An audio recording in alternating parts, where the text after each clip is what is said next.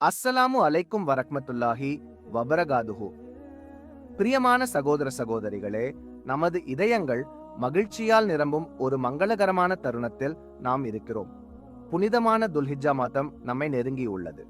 இந்த மாதத்தின் முதல் 10 நாட்கள் மிகவும் மகத்தானவையும் ஆசீர்வாதமிக்கவையுமாகும்.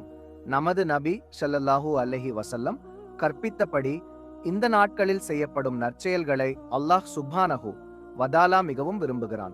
அனஸ் அட்டிகுடர் ரலியல்லாஹு அன்ஹு அவர்களால் அறிவிக்கப்பட்ட ஒரு ஹதீஸில் துல்ஹிஜ்ஜாவின் முதல் 10 நாட்களில் ஒவ்வொரு நாளும் 1000 நாட்களுக்கு சமமானது என்று கூறப்பட்டுள்ளது. இந்த நாட்களில் ஒரு நாள் நோன்பு நோற்பது ஒரு வருட நோன்புக்கு சமமாகும். அதேபோல் இந்த நாட்களில் ஒரு இரவு தொழுதால் அது லைலத்துல் கத்ரில் தொழுததற்கு சமமாகும். இது எவ்வளவு பெரிய ஆசீர்வாதம் சகோதரர்களே! இந்த 10 நாட்களை மதிக்கும்வர்களுக்கு அல்லாஹ் 10 மகத்தான கௌரவங்களை வழங்குவான் என்று மகத்தான அறிஞர் ஷேக் அப்துல் காதர் ஜீலானி ரஹிமஹுல்லா உள்ளிட்ட பண்டிதர்கள் குறிப்பிட்டுள்ளனர்.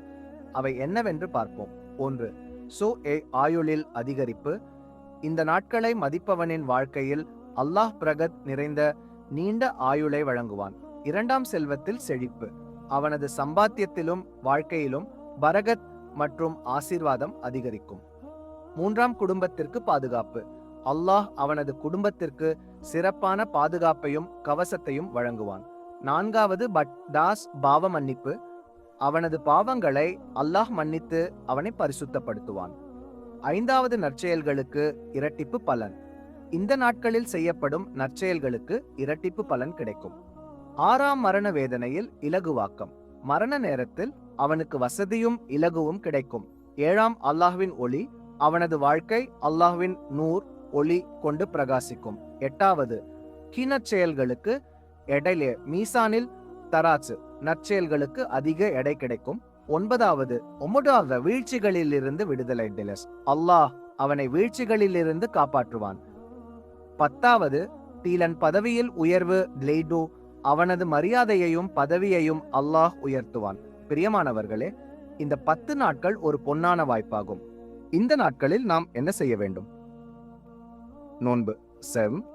முடிந்தவர்கள் குறிப்பாக 9ஆம் நாளான அரஃபா நாளில் நோன்பு நோக்க வேண்டும். தொழுகை. இரவில் தஹஜுத், திக்ர், குர்ஆன் ஓதுதல் ஆகியவற்றை அதிகரிக்க வேண்டும். தான தர்மங்கள். ஏழைகளுக்கும் தேவையுடையவர்களுக்கும் உதவி செய்ய வேண்டும்.